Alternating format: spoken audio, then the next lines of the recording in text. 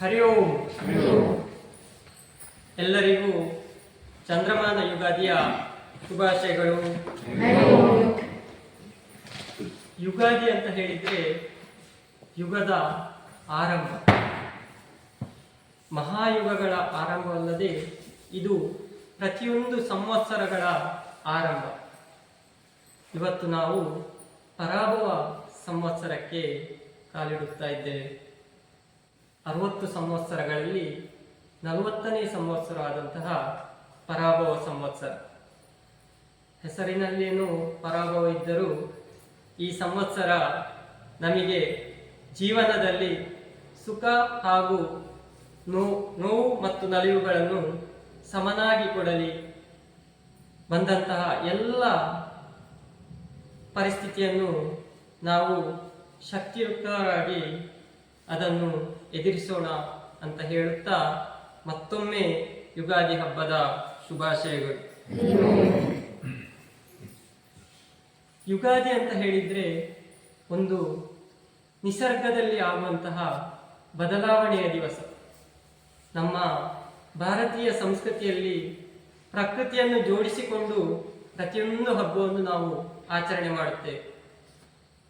ಈ ಯುಗಾದಿ ದಿವಸ ನಮ್ಮ ಪ್ರಕೃತಿಯಲ್ಲಿ ಇನ್ನು ಹೊಸತೊಂದು ಚಿಗುರೊಡೆಯುವ ದಿವಸ. ವಸಂತ ಋತುವಿನಲ್ಲಿ ಚೈತ್ರ ಮಾಸದ ಶುಕ್ಲ ಪಕ್ಷದ ಪಾಡ್ಯ ತಿಥಿಯಂದು ನಾವು ಚಂದ್ರಮಾನ ಯುಗಾದಿಯನ್ನು ಆಚರಿಸ್ತೇವೆ. ಇನ್ನು ಸೂರ್ಯನ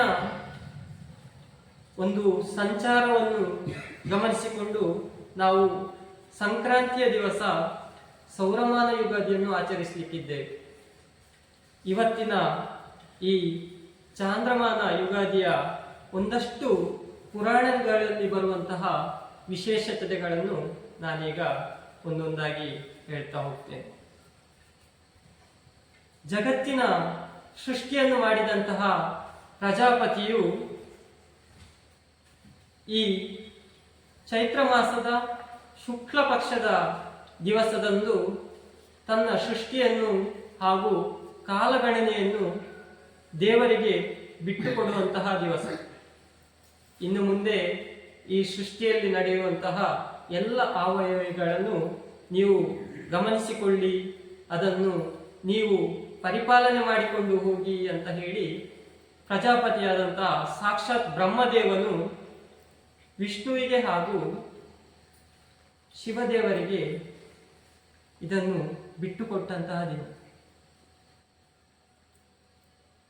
ಚೈತ್ರ ಮಾಸದ ಶುಕ್ಲ ಪಕ್ಷದ ಸೂರ್ಯೋದಯ ಆಗುವ ಸಮಯದಲ್ಲಿ, ಹೆಚ್ಚು ಕಡಿಮೆ ನಾವೀಗ ಅದೇ ಸಮಯದಲ್ಲಿದ್ದೇವೆ. ಈ ಸ್ಥಿತಿಯಲ್ಲಿ, ಈ ಸಮಯದಲ್ಲಿ ಪ್ರಜಾಪತಿ ದೇವರು ತನ್ನೆಲ್ಲ ಸೃಷ್ಟಿಯನ್ನು, ಭೂಮಂಡಲವನ್ನು, ಬ್ರಹ್ಮಾಂಡವನ್ನು ದೇವರಿಗೆ ಬಿಟ್ಟುಕೊಟ್ಟಂತಹ ಕ್ಷಣ. ಪುರಾಣದಲ್ಲಿ ಇದಕ್ಕೆ ಅದರದ್ದೇ ಆದ ಮಹತ್ವ ಇದೆ.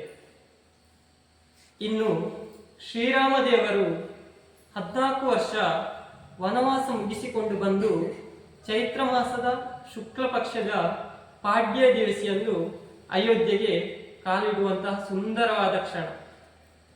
ಇಡೀ ಅಯೋಧ್ಯೆಯಲ್ಲಿ ಈ ದಿವಸ ಮಾವಿನ ಎಲೆಯ ತಳಿರು ತೋರಣಗಳನ್ನು ಮಾಡಿ, ಶೃಂಗಾರವನ್ನು ಮಾಡಿ ಅತ್ಯಂತ ಸಂತೋಷಪಟ್ಟಂತಹ ದಿನ ಇದು. ಇದನ್ನು ನಾವು ಯುಗಾದಿಯಾಗಿ ಆಚರಿಸ್ತೇವೆ.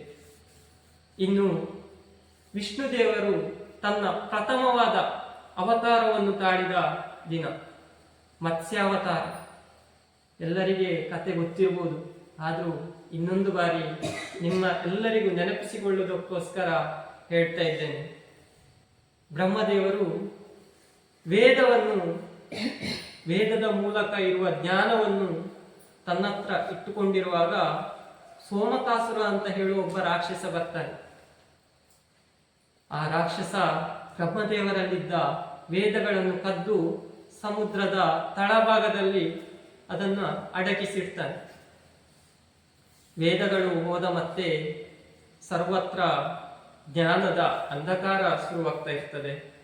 ಈ ಸಮಯದಲ್ಲಿ ವಿಷ್ಣುದೇವರು ಮತ್ಸ್ಯಾವತಾರವನ್ನು ತಾಳಿ ಆ ವೇದವನ್ನು ಆ ರಾಕ್ಷಸನನ್ನು ವಧೆ ಮಾಡಿ ಆ ವೇದದ ಜ್ಞಾನವನ್ನು ಮತ್ತೆ ಪುನಃ ಚೈತ್ರ ಮಾಸದ ಶುಕ್ಲ ಪಕ್ಷದ ಪಾಡ್ಯ ದಿವಸದಂದು ಬ್ರಹ್ಮದೇವನಿಗೆ ಹಿಂದಿಕ್ಕಿಸುವ ಸುಂದರವಾದ ಕ್ಷಣ. ಯಾವಾಗ ವೇದಗಳ ನಾಶವಾಗಿ ಜಗತ್ತು ಅಂಧಕಾರದಲ್ಲಿರುತ್ತದೆಯೋ ಈ ದಿವಸ ಸಾಕ್ಷಾತ್ ಪರಮಾತ್ಮನಾದಂತಹ ವಿಷ್ಣುದೇವರು ಮತ್ತೆ ಪುನಃ ಆ ಜ್ಞಾನದ ಸಂಕೇತವಾದ ವೇದವನ್ನು ಬೆಳಗಿಸಿದಂತಹ ದಿನ ಇದು. ಕೇವಲ ನಾವು ಹಿಂದೂಗಳು ಮಾತ್ರ ಅಲ್ಲದೆ ಈ ದಿವಸವನ್ನು ಬೇರೆ ಸಮುದಾಯದವರು ಹೊಸ ವರ್ಷ ಅಂತ ಆರಂಭ ಮಾಡ್ತಾರೆ. ಇರಾನಿನಲ್ಲಿ ಈಗ ಯುದ್ಧ ಆಗ್ತಾ ಉಂಟು. ಇರಾನಿನಲ್ಲಿ ಈ ದಿವಸವನ್ನು ನವರೋಜ್ ಅಂತ ಕರೆದು ಹೊಸ ವರ್ಷವನ್ನು ಆರಂಭಿಸ್ತಾರೆ.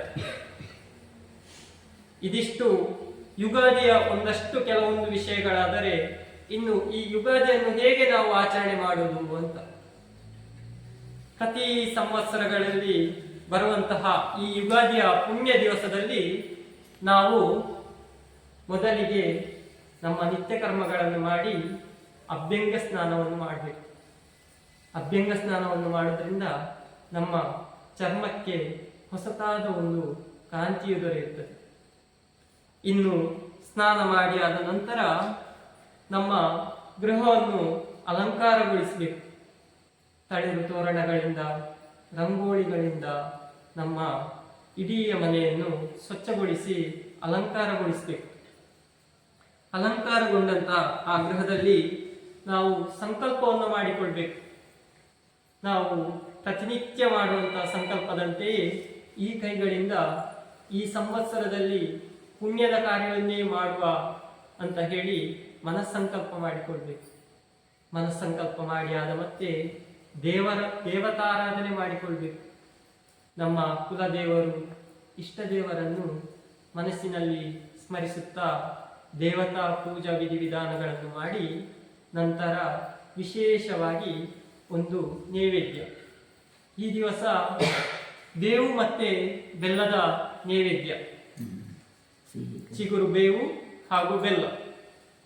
ಈ ಚಿಗುರು ಬೇವು ಮತ್ತು ಬೆಲ್ಲವೇ ಎಂತಕ್ಕೆ ಆಗ್ಬೇಕು, ಬೇರೆ ಕಲ್ಲು ಸಕ್ಕರೆ ಎಂತಾದ್ರೂ ಇಡ್ಬೋದಿತ್ತಲ್ಲ ಅಂತ ಕೇಳಿದ್ರೆ, ಪ್ರತಿಯೊಂದು ಸಂವತ್ಸರವು ಪ್ರತಿಯೊಂದು ಯುಗಾದಿಯು ನಮಗೆ ನವ ಹುರುಪನ್ನು ಕೊಡುವಂತಹ ದಿವಸ.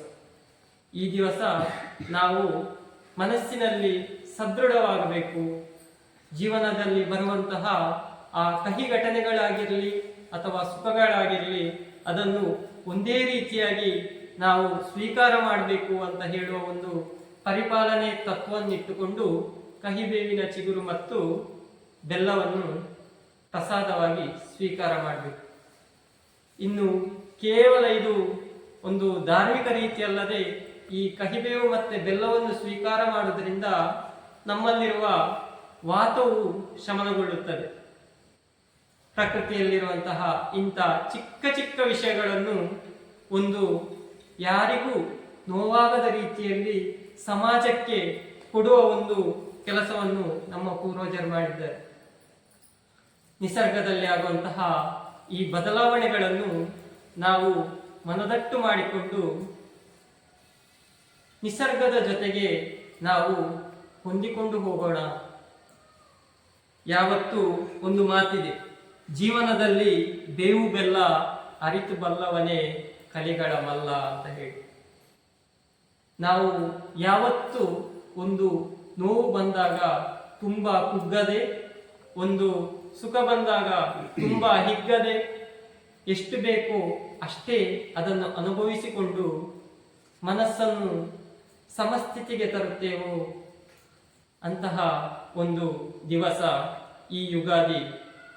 ಈ ಯುಗಾದಿ ನಾವು ಒಂದು ಹೊಸ ವರ್ಷದ ಆರಂಭವಾಗಿದೆ. ಎಲ್ಲರಲ್ಲಿಯೂ ಒಂದು ಹೊಸ ಹುರುಪು ಬರಲಿ. ಪ್ರಕೃತಿಯಲ್ಲಿ ಸಹಜವಾಗಿಯೇ ಒಂದು ಬದಲಾವಣೆ ಆಗುತ್ತದೆ. ಆದರೆ ನಾವು ಮಾನವರಲ್ಲಿ ಈ ಯುಗಾದಿಯು ಒಂದು ಹೊಸದಾದ ಹುರುಪು ತರಲಿ.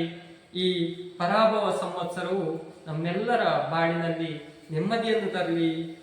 ಹಾಗೂ ನಮ್ಮ ಮನಸ್ಸನ್ನು ನಾವು ಹಿಡಿದಿಟ್ಟುಕೊಳ್ಳುವ ಹಾಗೂ ಸಮತೋಲನದಲ್ಲಿ ಇಡುವಂತಹ ಸ್ಥಿತಿ ಸ್ಥಿತಿ ಹಾಗೂ ಶಕ್ತಿ ನಮಗೆ ಆ ದೇವರು ಕರುಣಿಸಲಿ ಅಂತ ಹೇಳ್ತಾ ನನ್ನೆರಡು ಮಾತುಗಳನ್ನು ಭರತಾಂಬೆಯ ಮಡಿಲಿಗೆ ಅರ್ಪಿಸುತ್ತಿದ್ದೇನೆ. ಹರಿ ಓಂ.